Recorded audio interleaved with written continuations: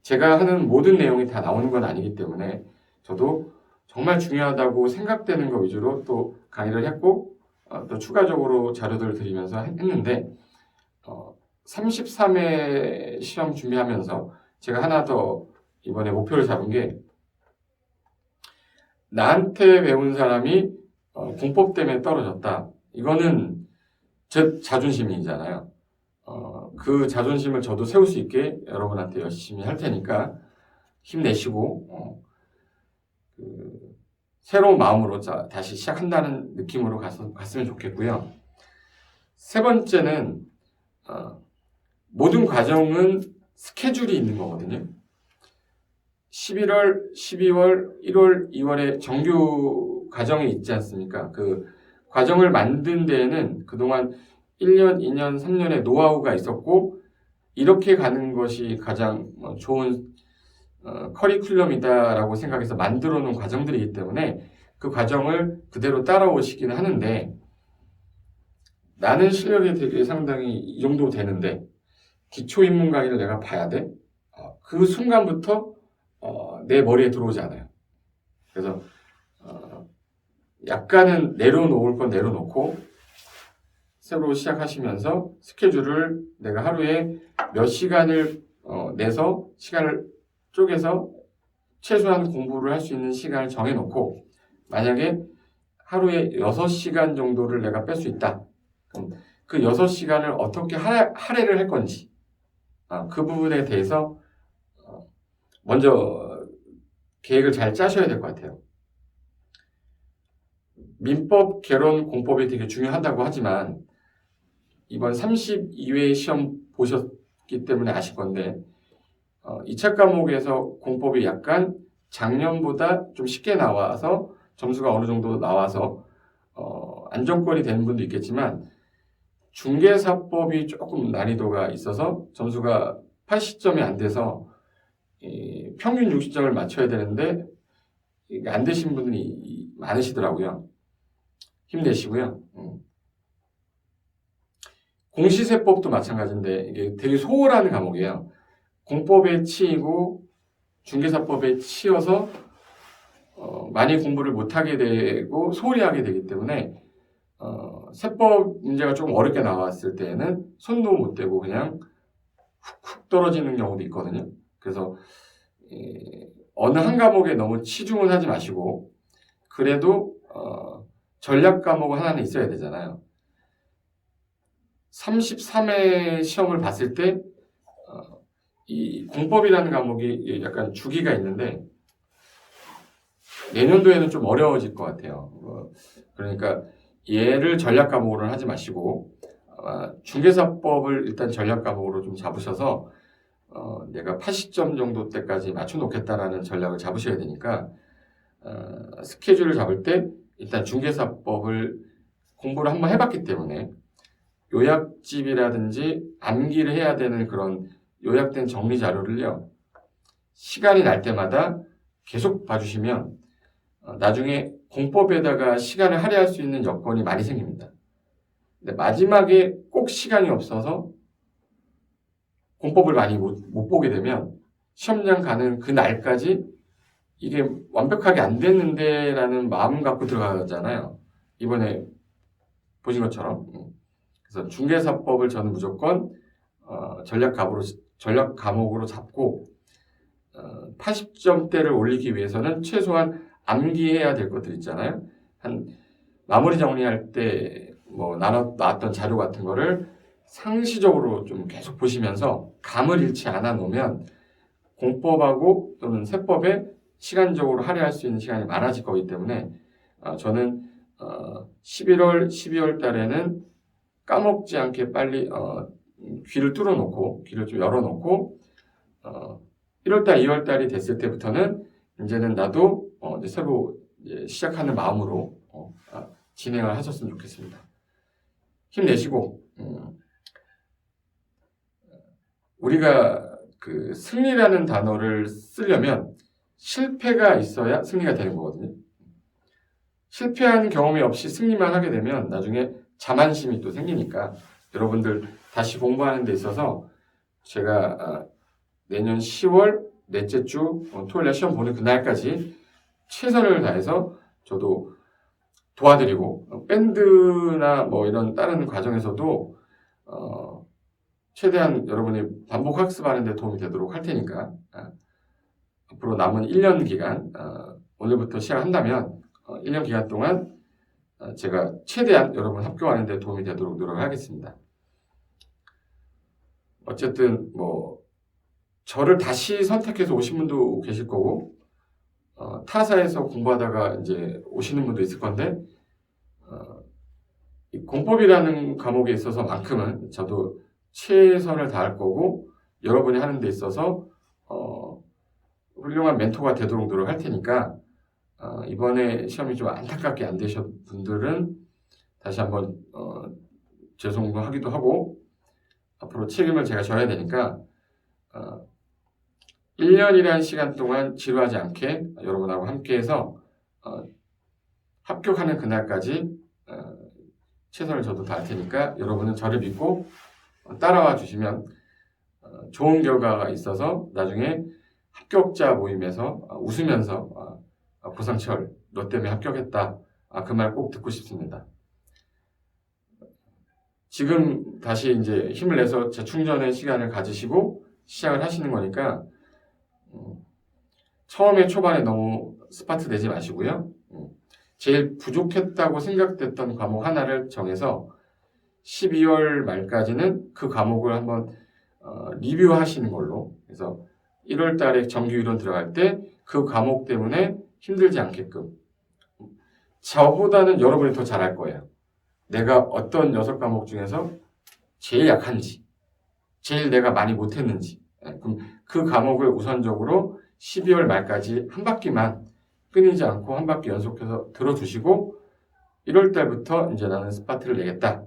이렇게 시작하시면 6월 달, 7월 달이 됐을 때 처음 모의고사 보는 사람하고 나는 유경험자로서 그들을 가르치고 인도하는 측면에서 조언도 하면서 공부할 수 있게 재밌게 즐겁게 공부하시는 분이 됐으면 좋겠습니다. 다시 한번 힘내시고요.